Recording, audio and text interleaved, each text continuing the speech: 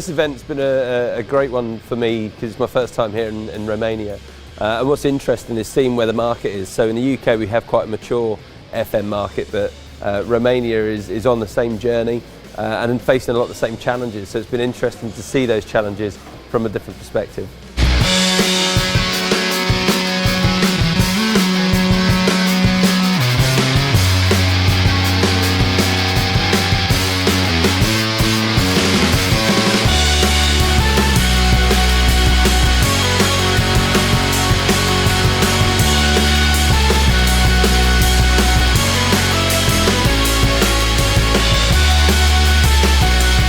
Cred că e un eveniment foarte bun pentru oamenii care lucrează în domeniu și pentru companii să au ocazia să cunoască companiile, să cunoască proprietarii de clădiri și la fel pentru cei care administrează și operează clădirile respective e oportunitatea să învețe lucruri noi, să vadă tehnologii noi, să-și facă prieteni noi.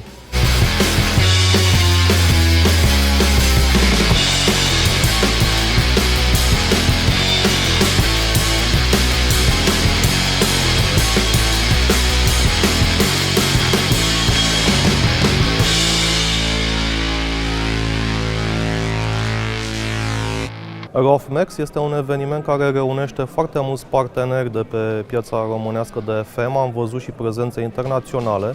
Este al doilea an în care se desfășoară acest eveniment. Nu mai este deja o noutate pe piața noastră, dar este foarte bine adus în discuție de diversi colaboratori cu care am vorbit și prezența multiplă a diverselor companii de profil la acest eveniment este foarte binevenită.